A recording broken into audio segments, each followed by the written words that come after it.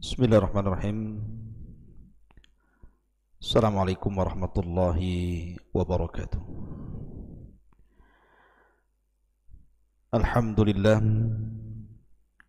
Alhamdulillahilladzi hamdan katsiran tayyiban mubarakan fihi kama yuhibbu rabbuna wa yarda.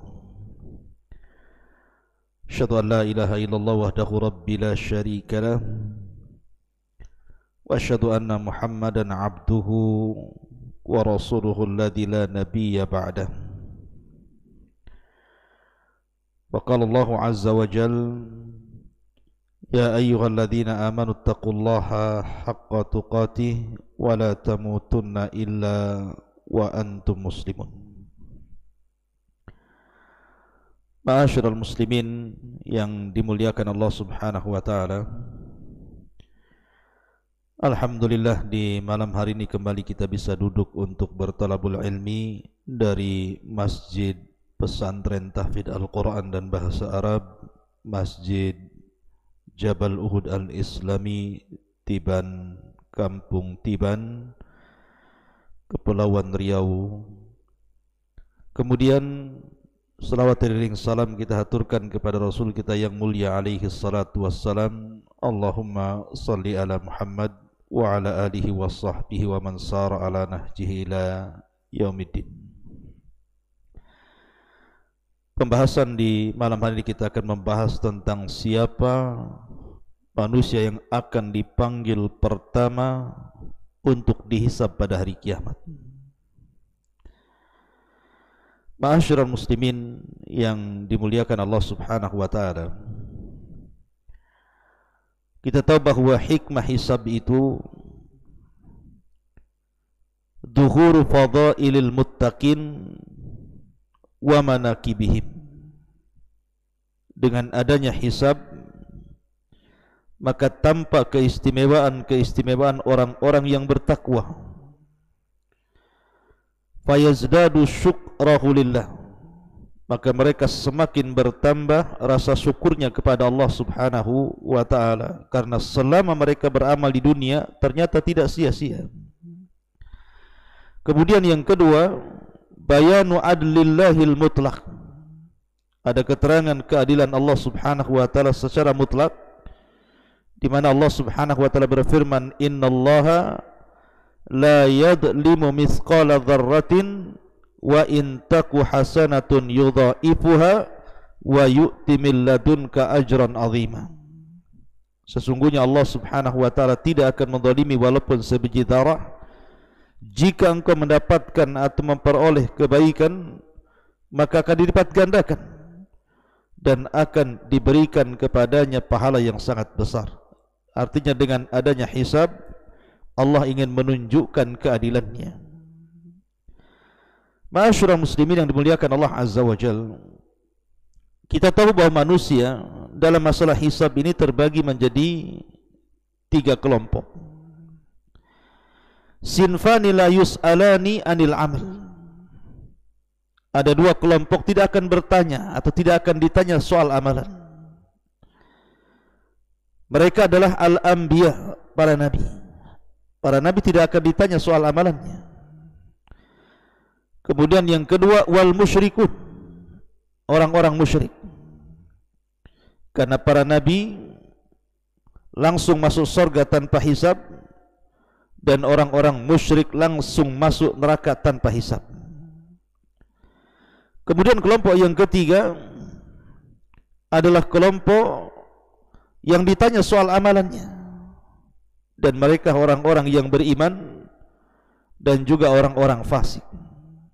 Makanya Allah Subhanahu wa taala mengatakan, wala yus'alu an dzunubihimul mujrimun, dan tidaklah ditanya tentang dosa-dosa mereka orang-orang yang berbuat kejahatan. Fa yauma idzin la yus'alu an dzambihi insun wala jan. Pada hari itu tidak akan ditanya soal dosa manusia dan jin. Tapi dalam ayat yang lain, fala nas'alannal ladzina ursila ilaihim wala nas'alannal mursalin. Sungguh kami akan bertanya kepada orang-orang yang diutus kepada mereka, dan sungguh kami akan bertanya kepada para utusan. Ma'asyiral muslimin yang dimuliakan Allah Azza wa Jalla, pembahasan kita, lalu siapa orang yang pertama kali dipanggil untuk dihisab? Ma'asyiral muslimin yang dimuliakan Allah Subhanahu wa taala, apabila umat Nabi sallallahu alaihi wasallam sudah dikumpulkan di padang mahsyar, mulai daripada orang yang pertama hidup sampai orang yang terakhir mati, mulai sejak zaman Nabi Adam alaihi salatu wassalam sampai orang yang hidup ketika kiamat dibangkitkan, mereka dikumpulkan di padang mahsyar.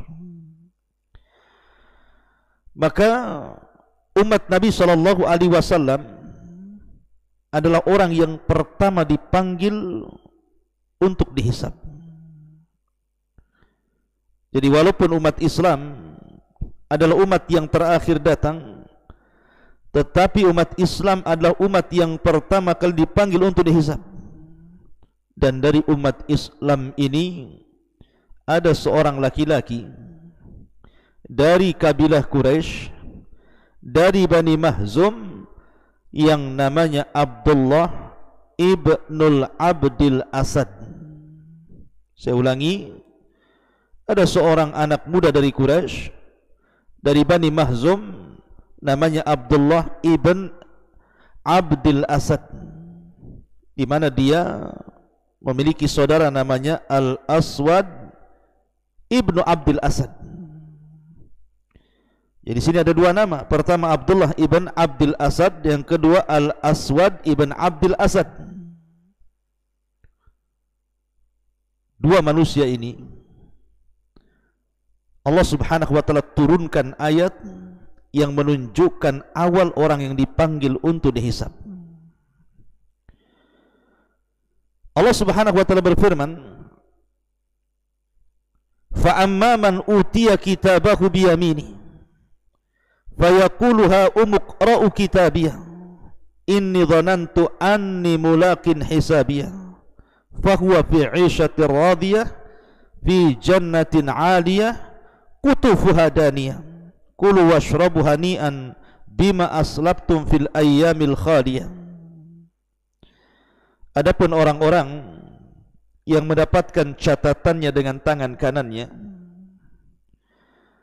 maka dia mengatakan, ha umuqra'u kitabiyah, lihatlah, bacalah catatanku ini. Dengan senang dan bangganya dia mengangkat catatannya. Kata para ulama, ayat ini turun kepada Abdullah ibn Abdil Asad karena dia seorang mukmin dan seorang yang beriman, sehingga dia kelak ketika catatan-catatan itu ditebar, kemudian Allah Subhanahu wa taala menyuruh untuk mengambilnya, maka Abdullah ibn Abdil Asad berhasil mengambil dengan tangan kanannya. Maka Allah mengatakan, fa amman utiya kitabahu biyamini. Adapun orang-orang yang mengambil catatannya dengan tangan kanannya, maksudnya Abdullah ibn Abil Asad. Tetapi al-ibrah bi umumil lafzi la bi khususis sabab. Namanya pelajaran dalam Quran itu bukan sebab turunnya yang khusus, tetapi umumnya lafaz. Adapun kemudian ayat selanjutnya, wa amman utiya kitabahu bishimali. Adapun orang-orang yang akan mengambil catatannya dengan tangan kirinya, ayat ini turun kepada saudaranya Abdullah ibn Abdil Asad yang namanya Al-Aswad ibn Abdil Asad, karena dia kafir. Jadi dua bersaudara, yang satu mukmin Abdullah ibn Abdil Asad, yang satunya kafir Al-Aswad ibn Abdil Asad. Yang satu mengambil catatan dengan tangan kanannya, yang satu mengambil catatan dengan tangan kirinya. Dan kata para ulama, orang yang pertama kali dipanggil untuk dihisab adalah dua manusia ini.